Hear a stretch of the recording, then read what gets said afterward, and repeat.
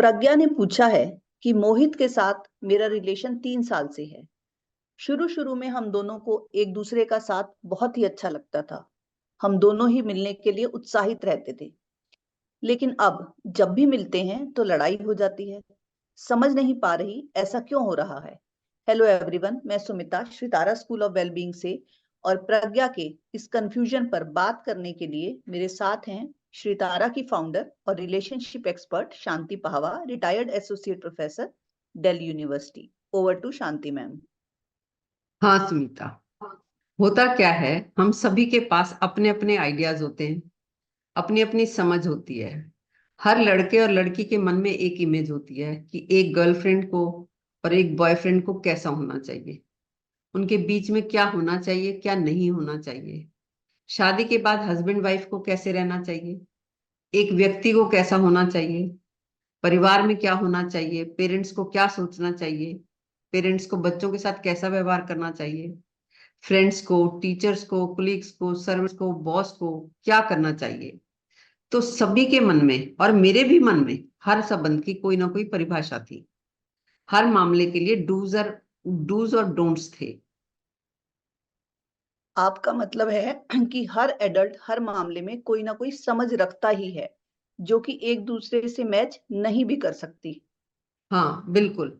और यहीं से शुरुआत होती है इश्यूज की, कि सभी की समझ अलग होती है और सभी अपनी ही समझ को सही, आखिरी और ऑथेंटिक देखते हैं। और सभी अपनी समझ को अपनों को बताने की, समझाने की कोशिश करते रहते हैं।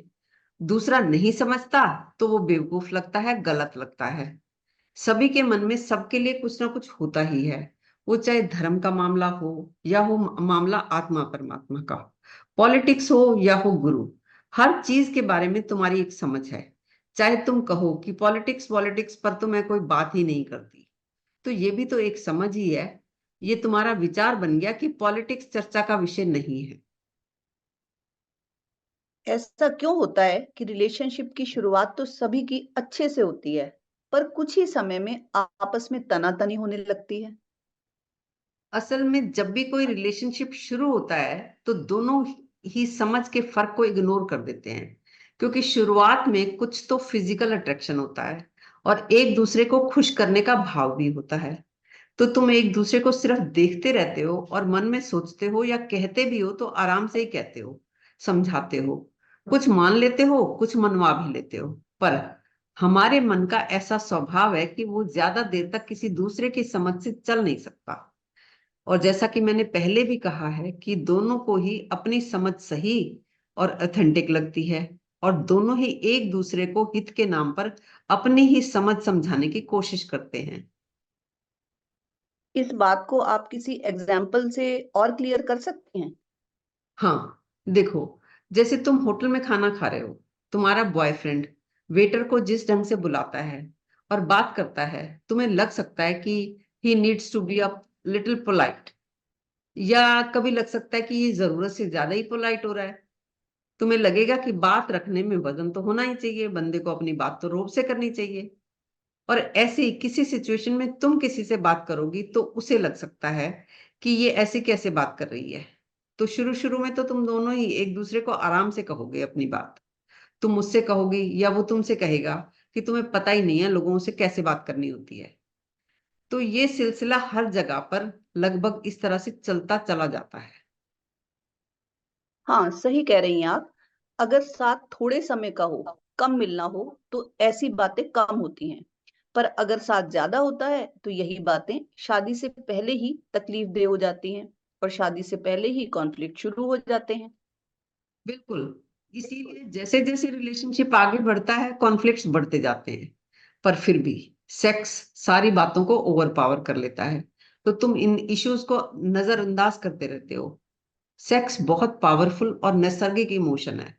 उस वजह से शुरू में तो गाड़ी चलती रहती है, लेकिन जैसे जैसे साथ ज्यादा होता है तो एक तो सेक्स का बुखार उतरता है और दूसरा इश्यूज अकमुलेट हो जाते हैं।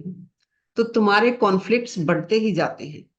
फिर तुम दोनों उन झगड़ों को निपटाने के लिए अपनी अपनी समझ एक दूसरे पर इम्पोज करने लगते हो, क्योंकि हम सभी के मन ने जीवन जीने का ज्ञान, व्यवहार का ज्ञान, रिश्तों को चलाने का, निभाने का ज्ञान पकड़ लिया है। अब हमारा मन उसके बियॉन्ड सुनना नहीं चाहता, सोचना भी नहीं चाहता, देखना भी नहीं चाहता। तो होता क्या है कि हम दूसरे को ज्ञान देना तो चाहते हैं, लेकिन ज्ञान लेना नहीं चाहते, जिससे तुम्हारे झगड़े बजाय घटने के और बढ़ जाते हैं। हाँ बिल्कुल, लड़ाई झगड़े का कारण यही है कि हम सभी ने वर्क के कॉन्टेक्स्ट में, रिलेशंस के कॉन्टेक्स्ट में जो भी आइडियाज पकड़ रखे हैं, हमें वही सही लगते हैं। हमारा मन उन्हीं आइडियाज में गोल गोल घूमता है, उन्हीं आइडियाज में बंधा हुआ जीता है। बंधन से तकलीफ भी पाता है, लेकिन बदलना नहीं चाहता। हाँ, अगर कोई एक आध आइडिया किसी वजह से बदल भी जाए तो मन फिर उस बदले हुए आइडिया में फिक्स हो जाएगा। तो इस तरह से मन का उन आइडियाज में फिक्स होना नहीं बदलेगा। और यहाँ श्री तारा में काम यही हो रहा है कि तुम्हारे मन की इस तरह की फिक्सेशन को तोड़ना, तुम्हारी ही बुद्धि में ऐसी स्थिति पैदा करना कि तुम अपने हर विचार पर विचार कर सको कि ये विचार तुम्हारा है भी या नहीं, ये विचार आया कहाँ से, इस विचार को जिया भी जा सकता है या नहीं, यानी ये विचार प्रैक्टिकल है भी या नहीं, ये वास्तविकता है या कल्पना है। आज हमने जाना कि रिलेशनशिप में इश्यूज का कारण है सभी का अपने अपने आइडियाज में फिक्स होना और उन्हें ही ऑथेंटिक मानना।